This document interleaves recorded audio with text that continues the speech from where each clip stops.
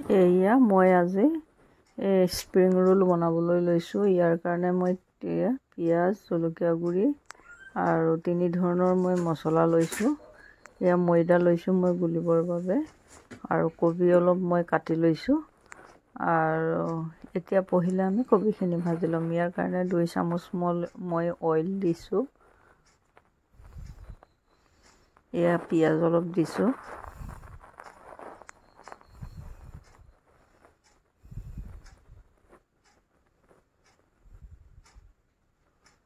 পিঁয়াজখিনি ৰঙচুৱা হ'লে কবিখিনি দিম।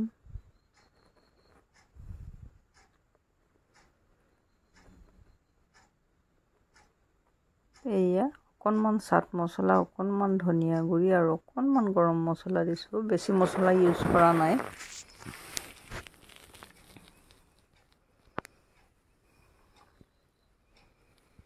এয়া খুব সুন্দৰকৈ আমাৰ পিঁয়াজবোৰ ৰঙচুৱা হৈছে। অকণমান হালধি গুড়ি দি দিলোঁ তাত। এতিয়া আমি কবিবোৰ দিছোঁ।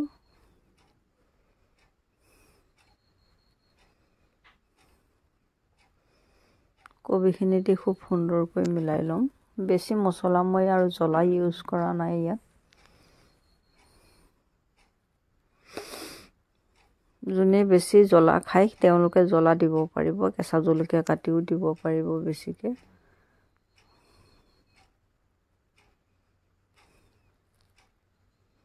অলপ নিমখ ইউজ কৰিছোঁ জোখ অনুযায়ী। অকণমান শুকান জলকীয়াৰ গুড়ি, গোটা শুকান জলকীয়াৰ পৰা মিক্সিত মাৰি কৰা গুড়িৰ পৰা অকণমান গুড়ি দিছোঁ। এতিয়া কবিখিনি সিজিবলৈ এৰি দিলোঁ। এয়া মই ময়দা লৈছোঁ। ময়দাত অকণমান নিমখ দিছোঁ। এতিয়া ময়দাখিনি ৰেডি কৰি ল'ম। স্প্ৰিং ৰোল বনোৱাৰ কাৰণে ময়দাখিনিত আমি অন্য একো দিয়া নাই। অকণমান নিমখ আৰু পানী দি গুলি ল'ম ময়দাখিনি।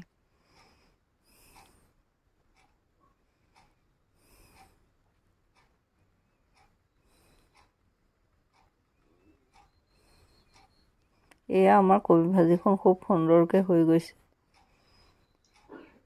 খুব সুন্দৰ হৈছে। শুকান হ'ব লাগে আৰু শুকানেই হৈছে, খুব ধুনীয়া হৈছে। গেছটো অফ কৰি দিলোঁ।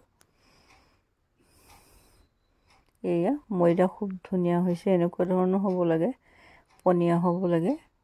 এই ধৰণৰ পনীয়াকৈ মিলাব লাগিব। এতিয়া 10-15 মিনিটৰ কাৰণে মই এইখিনি অলপ এনেকৈ ৰাখি দিছোঁ। এয়া 15 মিনিট হৈ গ'ল। এতিয়া মই ময়দাখিনি যেনেকৈ আমাৰ পাটিচাপ্টা পিঠা বনাইছিলোঁ ঠিক সেইদৰে বনাম।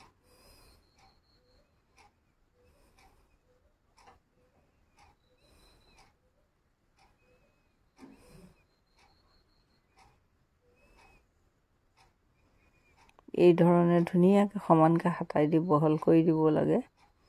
ঢাকনাখন মাৰি দিছোঁ।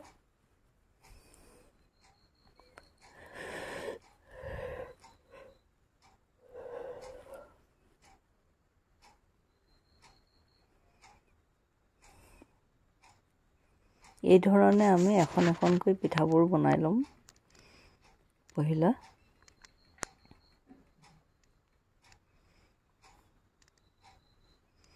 এয়া খুব সুন্দৰ হৈছে। এই ধৰণৰ হ'ব লাগে।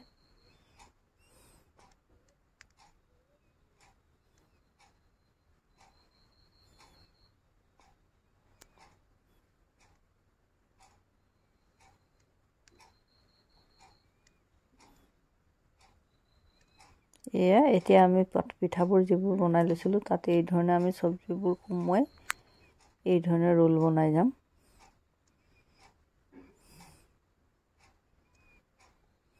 খায়ো ভাল লাগে আৰু বহুত সহজ পদ্ধতিটো। খুব ভাল লাগে বনাই আৰু খায়ো খুব ভাল লাগে, কোমল হয়।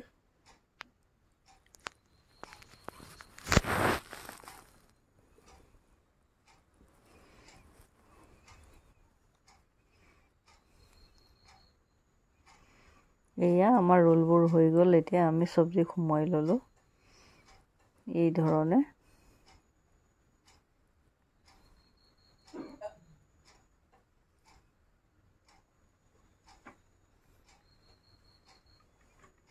এয়া এখন এখনকৈ আমি তেলত এতিয়া এই ধৰণে ভাজি যাম। ভজাৰ আগত আমি দুই চাইডৰ ৰোলৰ মূৰটো খুব ধুনীয়াকৈ লাহেকৈ পিঠাটো মুকুটাই বন্ধ কৰি ল'ব লাগে, নহ'লে সেইফালেদি তেল সোমাই যাব আৰু খুব আঠা আঠা হৈ থাকে কাৰণে খুব ধুনীয়াকৈ লগ লাগি যায়।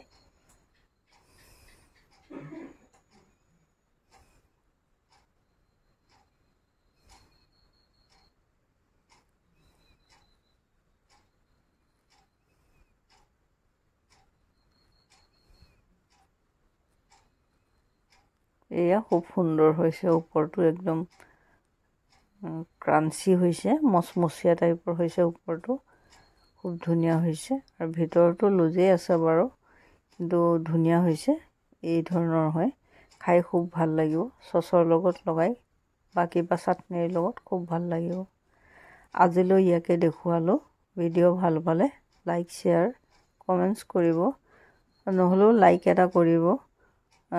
আগলৈ আৰু বেলেগ ভিডিঅ'ত লগ হ'ম। নমস্কাৰ।